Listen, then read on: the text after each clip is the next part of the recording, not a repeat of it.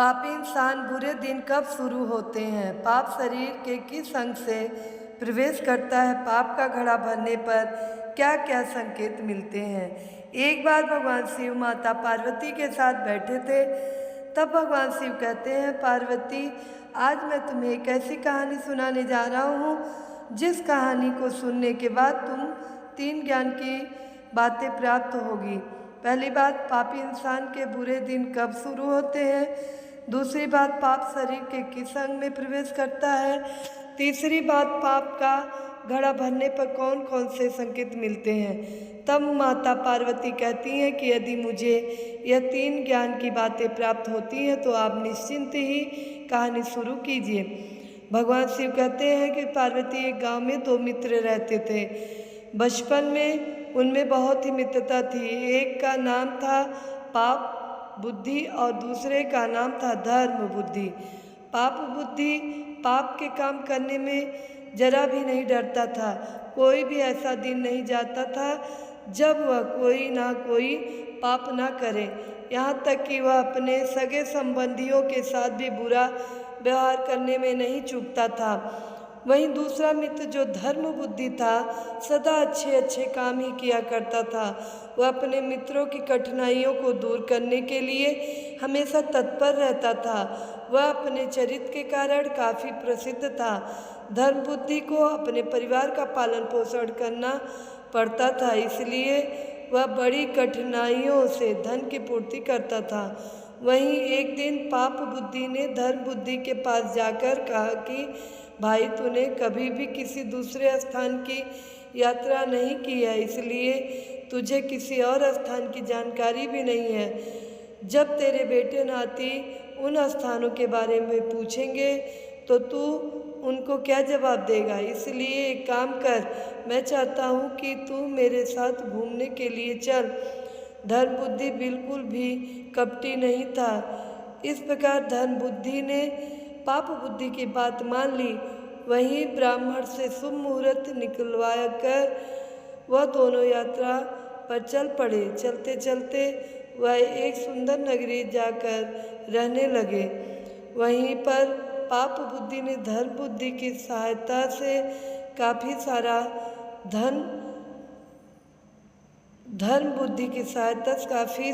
धन कमा लिया। जब अच्छी कमाई हो गई तो वह अपने घर की ओर रवाना हुआ। रास्ते में पाप बुद्धि मन ही मन सोचने लगा कि मैं इस धर्म बुद्धि को ठग कर इसके सारे धन को हथिया लूँ और धनवान बन जाऊँ। और फिर पाप बुद्धि ने ऐसा सोचकर उसका उपाय भी खोज निकाला। पाप बुद्धि और धर्म बुद्धि दोनों जब गांव के निकट पहुँचे तो पाप बुद्धि ने धर्म बुद्धि से कहा, यह सारा धन हमें गांव में ले जाना ठीक नहीं है।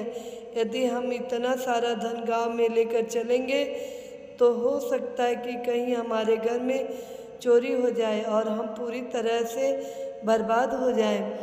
पाप बुद्धि कहने लगा, भाई, अगर तुम सारा धन गांव लेकर गए तो और भाई इसे बंटवा लेंगे और हमारा जीना मुश्किल हो जाएगा। इसलिए इस धन में से ज़रूरत के अनुसार हम थोड़ा धन साथ ले जाएं, बाकी धन को इसी जंगल में दबा दें।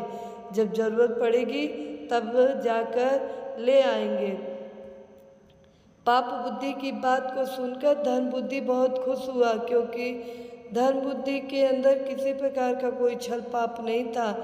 पाप बुद्धि और धर्म बुद्धि ने उस धन में से थोड़ा सा धन निकाल लिया और बाकी धन को एक पेड़ के नीचे दबाकर बाकी थोड़े से धन को लेकर अपने गांव को चल दिए। कुछ दिनों के बाद पाप बुद्धि उस जंगल में गया और सारा धन निकालकर उसके स्थान पर मिट्टी के ढेले भर आया। उसने वह सारा धन अपने घर में छिपा लिया।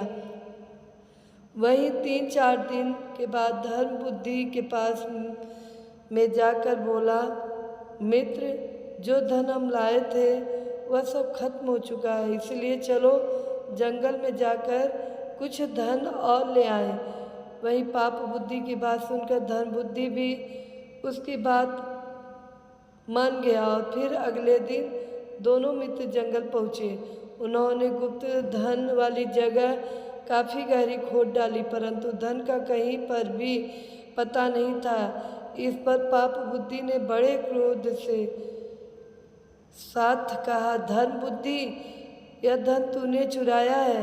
वहीं धन बुद्धि को भी बहुत तेज गुस्सा आया और उसने कहा, यह धन मैंने नहीं लिया।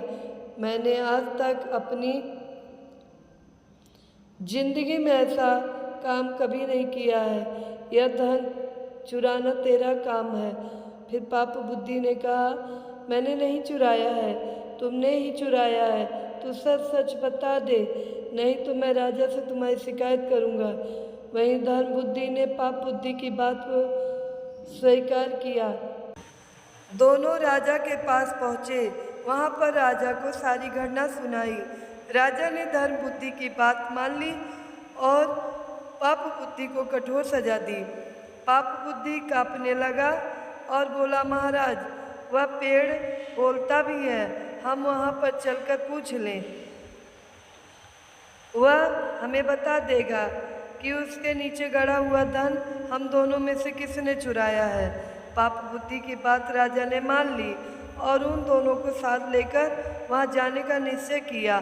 पाप बुद्धि ने कुछ समय के लिए अवकाश मांगा और अपने पिता के पास जाकर बोला, पिताजी, अगर आपको यह धन और मेरे प्राण बचाने हैं तो आप उस पेड़ की खोखर में बैठ जाना और जब राजा वहाँ पर पहुंचकर पेड़ से पूछे कि यह धन किसने चुराया है तो तुम अंदर से आवाज़ दे देना कि यह सारा धन बुद्धि ने चुराया है। पाप बुद्धि की बात को सुनकर उसके पिता राजी हो गए। अगले दिन राजा पाप बुद्धि और धन बुद्धि को लेकर उस पेड़ के पास पहुंच गया।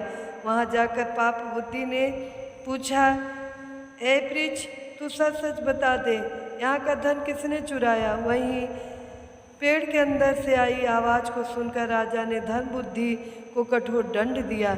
वही धन बुद्धि ने कहा, महाराज, आप मुझे चाहे जो भी सज़ा दे दे, मगर सज़ा देने से पहले मेरा एक काम कर दे कि मुझे इस वृक्ष को आग लगाने की आज्ञा दे दे। मैं इस वृक्ष को आग लगा दूँ, उसके बाद जो भी उचित दंड हो मैं उसे स्वीकार कर लूँगा। वहीं धन बुद्धि की बात राजा ने स्वीकार कर ली और राजा की आज्ञा पाकर धन बुद्धि ने उस पेड़ के चारों ओर मिट्टी के तेल छींटे तथा उबले लगाकर आग लगा दी। वहीं कुछ ही क्षणों में पाप बुद्धि का पिता जलने लगा और चिल्लाने लगा, अरे मैं मरे जा रहा हूँ, मुझे बचाओ। अपने पिता के अध जले शरीर की पाप बुद्धि ने बाहर निकाला तो सच्चाई का पता चल गया। इस पर पाप बुद्धि को राजा ने मृत्यु दंड की सजा दी और वहीं धन बुद्धि खुशी खुशी अपने घर लौट गया। भगवान शिव कहते हैं, पार्वती, अब इस कहानी से पहली सीख मिलती है कि पापी इंसान के बुरे दिन कब शुरू होते हैं। तो समझ लो, जब इंसान के मन में लालच आ जाता है और दूसरों का दुख देखकर सुखी होने लगता है तो इंसान के बुरे दिन शुरू हो जाते हैं, जैसे कि पाप बुद्धि के हुए। वहीं भगवान शिव आगे कहते हैं, पार्वती, दूसरी सीख मिलती है कि पाप शरीर के किस अंग से शरीर में प्रवेश करता है। तो समझ लो, इंसान जिस अंग से सामने वाले व्यक्ति को नीचा दिखाने का प्रयास करता है, उसी अंग से पाप बुद्धि में वृद्धि हो जाती है और फिर धीरे धीरे उस व्यक्ति का पाप का घड़ा भरने लगता है। वही भगवान शिव कहते हैं, पार्वती, अब तीसरी सीख इस कहानी से मिलती है कि पाप का घड़ा भरने पर कौन कौन से संकेत मिलते हैं। तो समझ लो, जब पाप का घड़ा भर जाता है तो व्यक्ति के पतन की शुरुआत होने लगती है, जहाँ से वह कभी उभर नहीं पाता है। वही संकेत मिलने लगते हैं। वह व्यक्ति ऐसी गलतियाँ करता है कि उसके सगे संबंधी भी मुंह मोड़ लेने को मजबूर हो जाते हैं। सामाजिक इज्जत भी धूल में मिल जाती है। वह गलतियों पर गलती करता जाता है। बुद्धि पूरी तरह से काम करना बंद कर देती है। अगर किसी व्यक्ति को इस प्रकार के संकेत मिलते हैं तो समझ लो कि उसके पाप का घड़ा भर गया है, बस उसको केवल सज़ा मिलनी बाकी है। इसलिए हमेशा व्यक्ति को धर्म के रास्ते पे चलना चाहिए और कभी भी किसी के साथ छल कपट नहीं करना चाहिए। ऐसी भावना इंसान के अंदर होनी चाहिए। यदि ऐसी भावना इंसान के अंदर होती है तो उसके जीवन में कभी कोई कष्ट नहीं आता है। मित्रों, आप सबको कहानी पसंद आई हो तो लाइक कीजिएगा, कमेंट कीजिएगा, ज़्यादा से ज़्यादा शेयर कीजिएगा और हमारे चैनल को सब्सक्राइब कीजिएगा। साथ में बेल आइकन बटन को प्रेस कीजिएगा ताकि हमारी नई कहानियों का नोटिफिकेशन आप तक सबसे पहले पहुँचे। ओम नमः शिवाय।